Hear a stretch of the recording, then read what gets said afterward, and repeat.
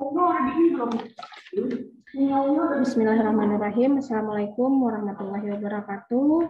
Bertemu kembali di channel ini dalam pada pertemuan ke-11 mata kuliah analisis laporan keuangan.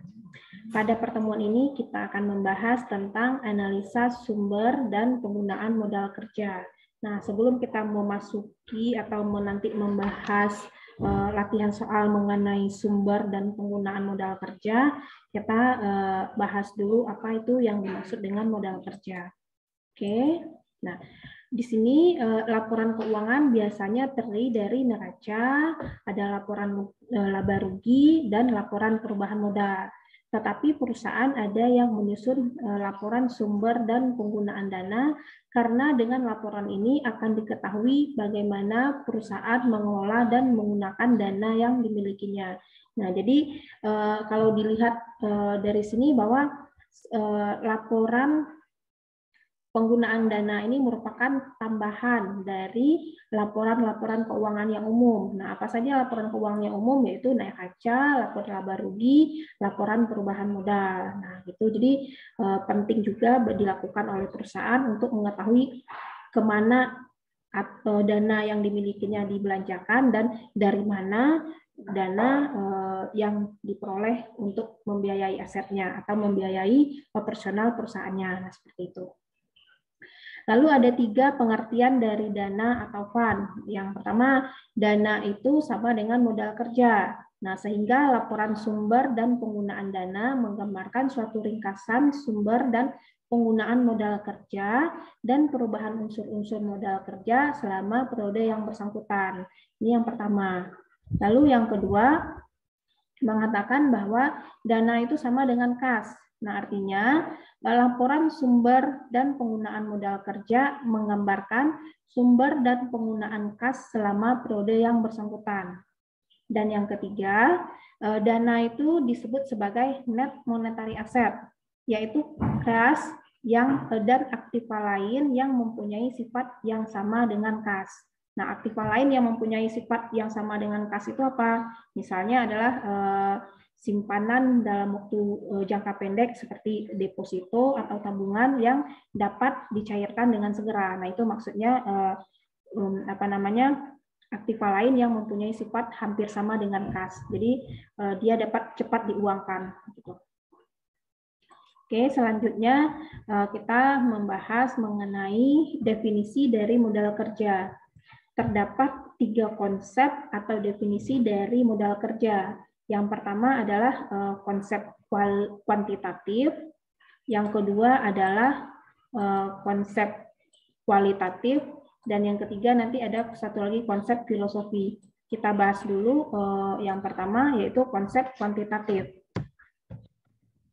Nah, konsep kuantitatif ini adalah menitik beratkan pada jumlah yang diperlukan untuk mencukupi kebutuhan perusahaan dalam membiayai operasinya yang bersifat rutin. Sehingga dengan konsep ini, modal kerja adalah jumlah aktiva lancar. Nah, jumlah aktiva lancar itu dalam laporan keuangan sering disebut juga dengan gross working capital. Jadi kuantitatif itu konsepnya adalah kebutuhan dana yang diperlukan untuk membiayai aktiva lancar. Nah, itu maksudnya intinya. Jadi kalau kuantitatif kita berbicara dengan aktiva lancar atau gross working capital. Lalu yang kedua adalah definisi secara konsep kualitatif. Nah, konsep kualitatif menitik beratkan pada kualitas modal kerja. Dalam hal ini pengertian modal kerja adalah kelebihan aktiva lancar terhadap utang jangka pendek. Nah, ini biasanya disebut juga dengan net working capital. Nah, ini kualitatif ini maksudnya apabila kita mempunyai sumber modal tetapi sudah dipakai untuk membiayai aktiva-aktiva lancar, lalu masih ada sisanya. Nah, kelebihan aktiva lancar itulah yang disebut dengan net working capital. Nah, itu menurut konsep kualitatif. Lalu yang ketiga adalah konsep fungsional. Nah, konsep ini menitik beratkan fungsi dari dana yang dimiliki dalam rangka menghasilkan pendapatan dari usaha pokok. Nah, dalam uraian berikutnya, istilah modal kerja adalah net working capital atau kelebihan aktiva lancar atas utang lancar. Sedangkan modal kerja sebagai aktiva lancar yang digunakan adalah gross working capital atau modal kerja bruto atau modal kerja kotor ya. Nah, jadi nanti istilah-istilah ini untuk slide-slide berikutnya harus dipahami. Jadi kalau apa itu maksudnya modal kerja, apa itu maksudnya gross working capital, jadi itu sudah jelas harusnya, gitu ya. Nah, kita sekarang membahas mengapa modal kerja itu penting. Nah, ini jelas ya, bagi perusahaan kebutuhan modal itu sangat penting karena perusahaan itu membutuhkan modal untuk membiayai pengeluaran-pengeluaran atau operasi dari perusahaannya sehari-hari. Karena dengan modal yang kerja yang cukup itu akan dapat menguntungkan bagi perusahaan. Dan dia juga dapat beroperasi dengan ekonomis dan efisien. Nah, ini adalah hal yang mudah kita pahami bahwa kalau modal perusahaan itu tersendat, artinya nanti operasional perusahaan juga pasti akan tersendat. Artinya bisa saja nanti produksinya tidak lancar atau pemasarannya tidak lancar. Jadi nanti skala usahanya tidak bisa ekonomis dan efisien gitu. Lalu faktor-faktor yang mempengaruhi modal kerja dalam suatu perusahaan adalah yang pertama, sifat dan tipe perusahaan. Yang kedua, waktu yang dibutuhkan untuk memproduksi atau memperoleh barang yang akan dijual, serta harga persatuan barang tersebut. Yang ketiga, adanya syarat pembelian bahan atau barang dagangan. Yang keempat, ada syarat penjualan dan tingkat perputaran persediaan. Jadi ini adalah faktor-faktor yang mempengaruhi jumlah atau besar kecilnya modal kerja yang diperlukan oleh perusahaan. Oke, selanjutnya kita bahas mengenai sumber modal kerja.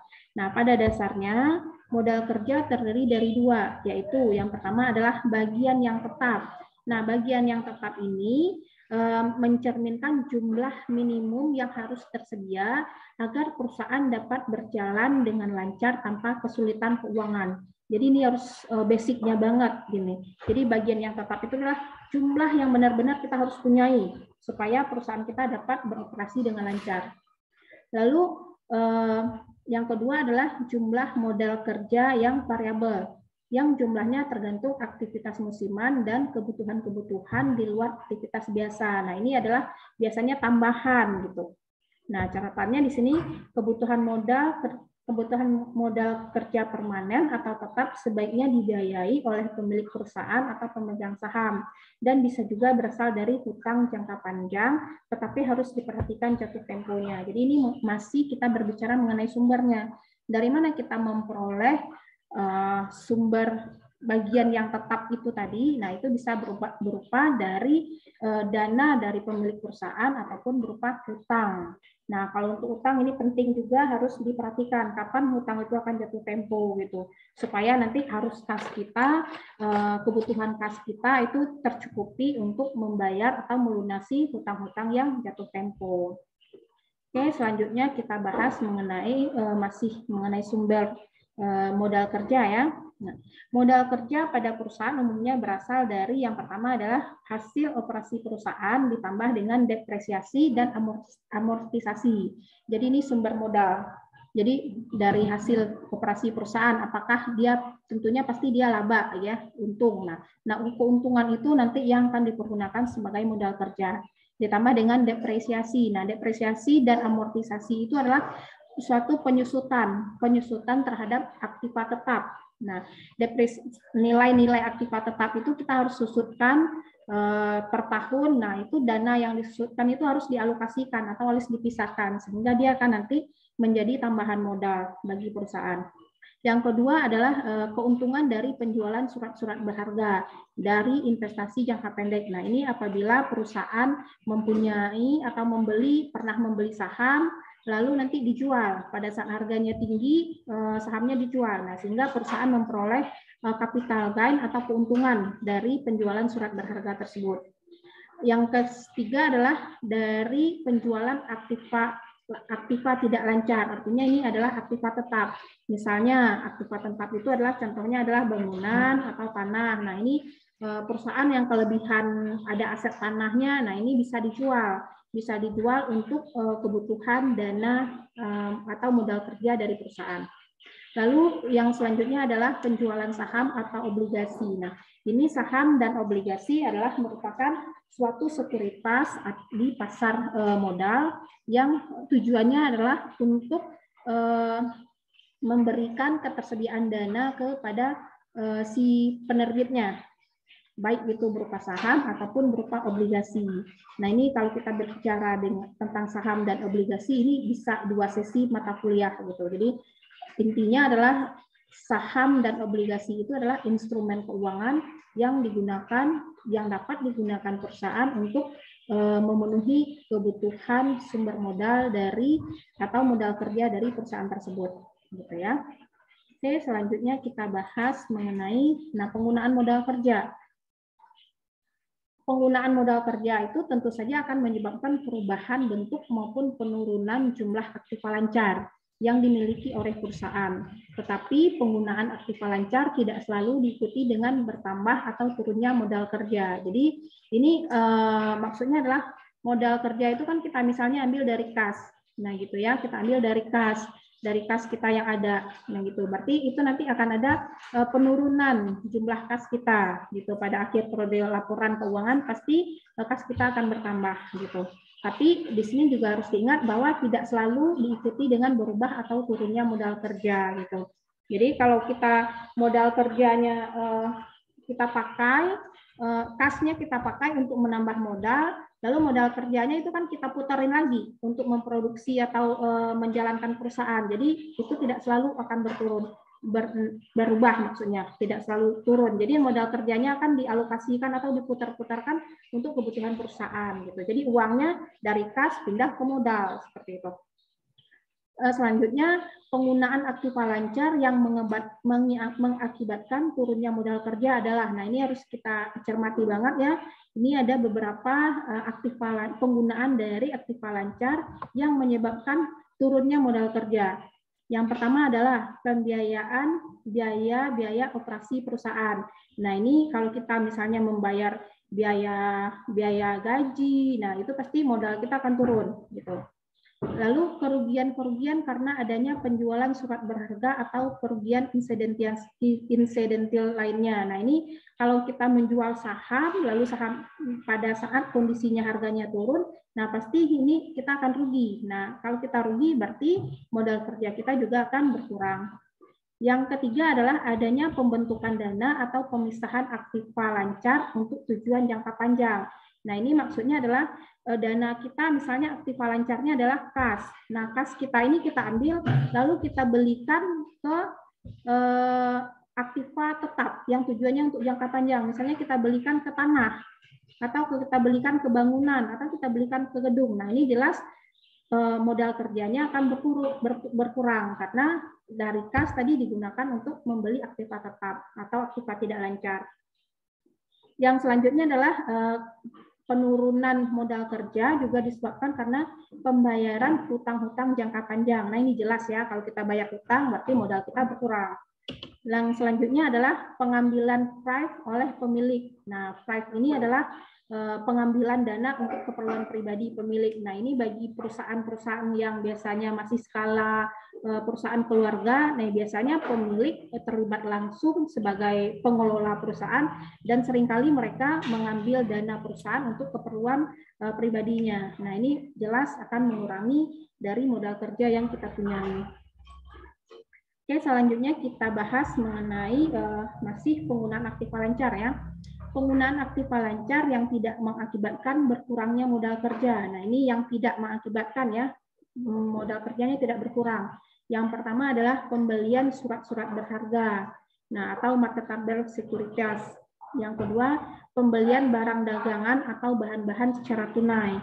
Yang ketiga, perubahan bentuk piutang ke bentuk piutang yang lain. Nah, di sini yang tadi saya sudah katakan, misalnya kita ambil uangnya di kas, lalu kita belikan ke surat berharga atau saham, berarti modalnya ada di situ sebenarnya. Pindah ke saham. Nah, saham ini kan nanti bisa diuangkan lagi. Jadi, modal kerjanya tidak berkurang, cuma dia pada posisinya di laporan keuangan nanti dia akan berubah tempat gitu ya. Tuh. Oke. Selanjutnya kita bahas mengenai laporan ya. Ini kita contoh laporan laporan sumber dan penggunaan modal kerja. Nah, laporan sumber dan penggunaan modal kerja harus menunjukkan dua hal. Yang pertama adalah bagian yang menunjukkan perubahan yang terjadi untuk setiap jenis atau elemen modal kerja dan perubahan modal kerja secara total. Yang kedua adalah bagian yang menunjukkan sumber dan penggunaan modal kerja atau sebab-sebab terjadinya perubahan modal kerja.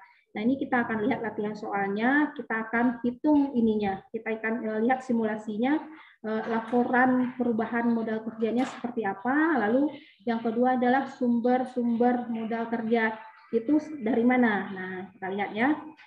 Nah, ini laporan keuangan, contoh ilustrasinya seperti ini. Ini adalah laporan neraca yang diperbandingkan dari PT Indirasari, prodenya 2007, 31 Desember 2007 dan 2008 ya. Nah, di sini kita lihat ini kalau kita lihat kas, piutang dagang, piutang wesel, persediaan, persekot biaya, tanah, gedung, alat kantor. Nah, ini adalah bagian dari aktiva ya, aktiva dari suatu neraca. Adanya di sisi sebelah kiri biasanya. Nah, kita lihat. Kalau kas, piutang dagang, piutang wesel, persediaan, dan persekot biaya, ini adalah aktiva lancar. Ini semua adalah aktiva lancar. Lalu kita lihat di sini tanah, gedung, dan alat kantor. Ini biasanya kalau ditaruh di bawah ini, biasanya ini adalah aktiva tetap. Aktiva tetap ya, aktiva tetap. Nah, ini kita lihat angka-angkanya. Kas pada tahun 2007 adalah 545.500, pada tahun 2008 adalah 919.700. Berarti ini terjadi kenaikan kas sebesar 374.200. Lalu piutangnya 2007 itu 1.324.200 dan pada 2008 adalah 1.612.800. Berarti kalau kita bandingkan 2007 dan 2008 terjadi kenaikan ya. Terjadi kenaikan dari piutang dagang. Lalu ada piutang wesel di sini 500.000 pada tahun 2007, pada tahun 2008 adalah 250.000. Berarti ini terjadi penurunan sebesar 250.000. Lalu persediaan pada tahun 2007 itu sebesar 951.200. Dan pada 2008 adalah 1.056.500. Nah, ini kalau kita bandingkan, itu adalah terdapat kenaikan sebesar 105.300. Lalu ada persekot biaya. Persekot biaya itu adalah biaya dibayar di muka ya. Pada tahun 2007 ada 46.000, pada tahun 2008 ada 37.000. Jadi ini terdapat kenaikan sebesar 9.000 ya. Oke, lalu ini penurunan ya, ini penurunan karena 2008-nya lebih kecil, penurunan 9.000. Oke, lalu tanah itu adalah aktiva tetap, jumlahnya sama. Lalu gedung pada tahun 2007 nilainya adalah 1.600.000, pada tahun 2008 jumlahnya nilainya adalah 2 juta, berarti ada kenaikan nilai dari gedung sebesar 400.000.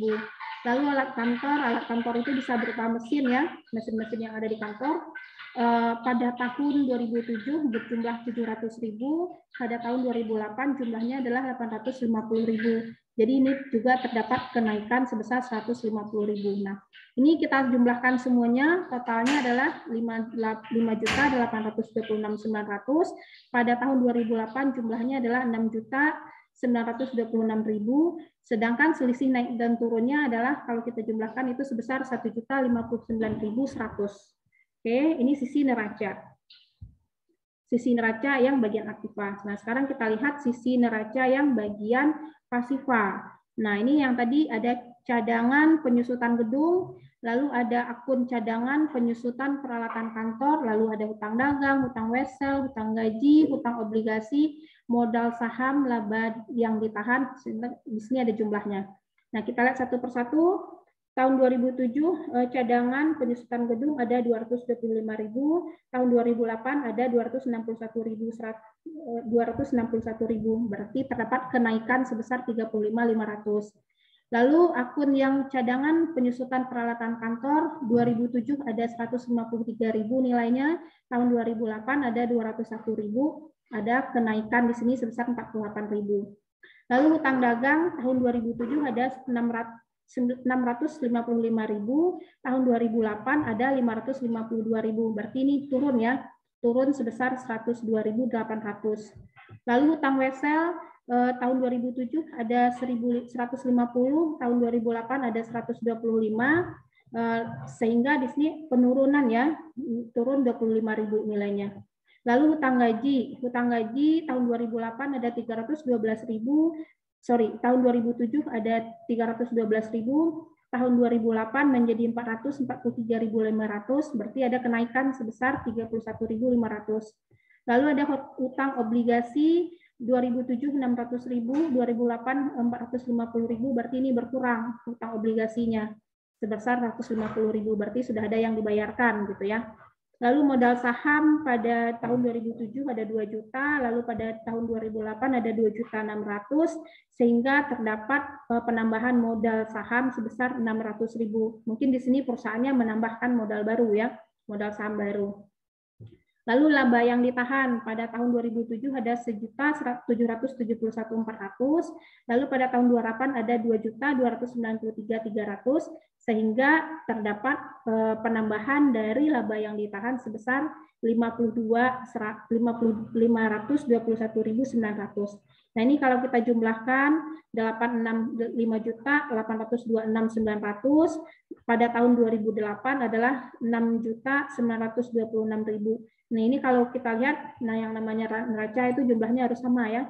Nah, ini yang tadi aktiva jumlahnya sama ya, dibandingkan dengan pasifa, ini sama. Berarti kalau ada yang nggak sama, berarti kita ada yang salah dalam menyusun neraca. Oke, pertanyaannya adalah hitunglah perubahan modal kerja berdasarkan laporan keuangan yang di atas. Yang kedua, uraikan sumber modal kerja dan penggunaan modal kerjanya. Nah, ini untuk menjawab pertanyaan di atas, kita bikin dulu seperti ini. Oke, yang pertama jawabannya adalah kita buat dulu laporan. Yang pertama adalah laporan perubahan modal kerja. Nah, berarti kita bikin PT-nya Indira Sari, laporan perubahan modal kerja tahun 2008. Nah, ini kita lihat ya, akun-akun di sini ada kas, piutang dagang, piutang wesel, persediaan, sukop biaya, ada hutang dagang, hutang wesel, hutang gaji. Nah, ini kalau kita lihat yang ini kas, piutang dagang, piutang wesel, sama sampai di sini ya. Kas, piutang dagang, piutang wesel, persediaan dan persukop biaya ini kita ambil dari neraca di bagian aktiva. Ya, nah yang tadi di atas. Yang tadi ini kita lihat yang di atas. Ini ada di sini. Nah, ini dia ya. Kas, piutang dagang, piutang wesel, persediaan, persukop biaya. Ini kita ambil angka-angkanya sama dan kita ambil naik turunnya juga kita masukkan ke kolom yang sama. Nah, ini kita lihat dari sini. Ini angka-angkanya sama ya. Cuma di sini modal kerjanya bertambah dan berkurangnya dijadikan 2 kolom. Gitu ya. Oke. Oke. Di sini tadi kita sudah hitung di atas, di sini kita tinggal masukkan saja. Misalnya kas 2007 545.500, 2008 adalah 19.700. Berarti ini naik, kita tulis di kolom naik sebesar 374.200. Nah, begitu seterusnya. Lalu perubahan modal. Nah, perubahan modal itu berarti modal kita itu, perubahan modal kerja itu, sumber modal kerja itu adalah dari hutang ya, dari hutang. Nah, salah satu sumbernya adalah dari hutang. Nah, hutang dagang, hutang wesel, dan hutang gaji yang ini, hutang dagang, hutang wesel, dan hutang gaji ini adalah hutang kita kepada pihak lain untuk membiayai perusahaan kita, operasional perusahaan kita.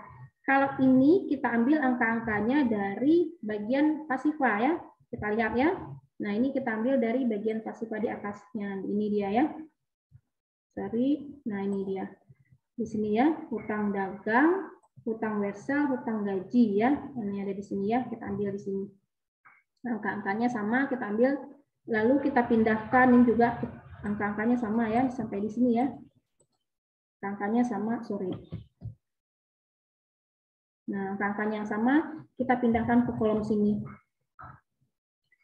Oke ya, hutang dagang, hutang wesel, hutang gaji. Nah, kita masukkan ke sini.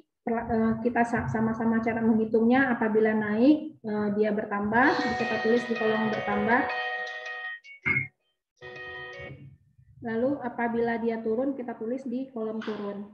Oke. Lalu kita jumlahkan. Nah, kita jumlahkan bagian yang naik berapa, yaitu totalnya di sini adalah 895.900. Lalu turunnya ada berapa, yaitu turunnya totalnya adalah 390.500. Nah, ini selisihnya sebesar adalah sebesar 505.400. Ini caranya adalah dari 8 sini ya. 895.900 dikurang 390.500, hasilnya 505.400. Nah, ini hasilnya kalau kita jumlahan ini hasilnya sama ya. Nah, ini laporan perubahan modal kerja sudah selesai. Lalu yang kedua adalah sumber modal kerja. Nah, sumber modal kerja itu yang pertama adalah tadi kita sudah bahas, modal kerja itu bersumber dari hasil operasi perusahaan, yaitu dari laba yang ditahan dan depresiasi.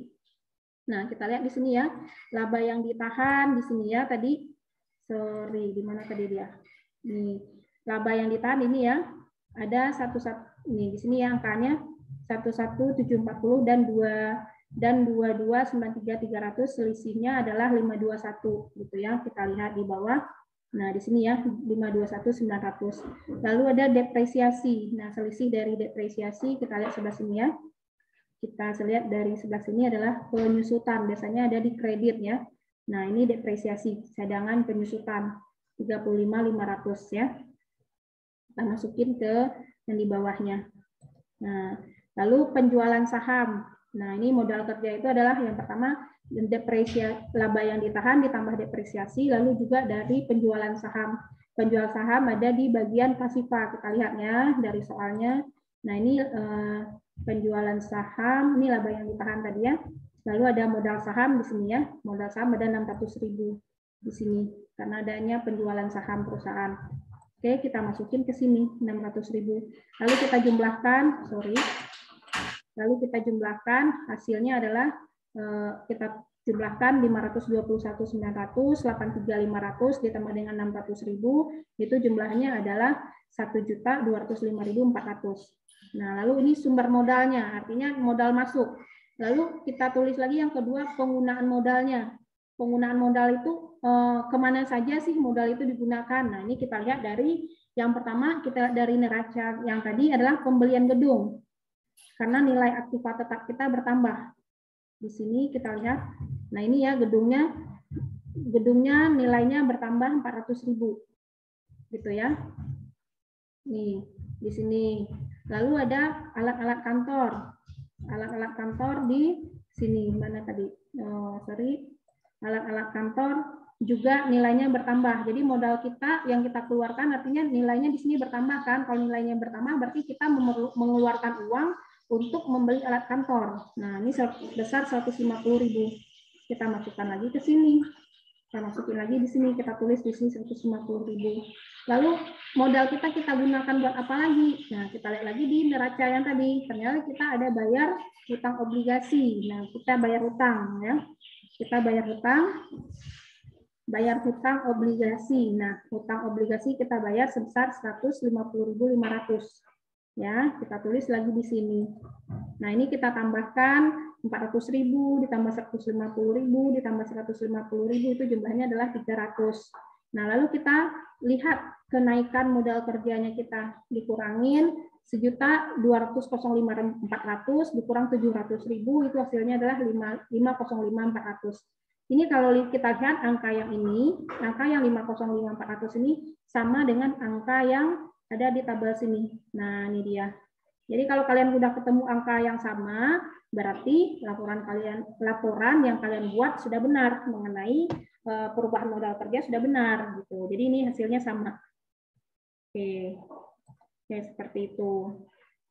Oke, sampai di sini penjelasan mengenai sumber modal kerja dan penggunaan modal kerja. Sekarang mahasiswa bisa mengerjakan latihan soal yang tersedia pada bagian akhir dari slide presentasi.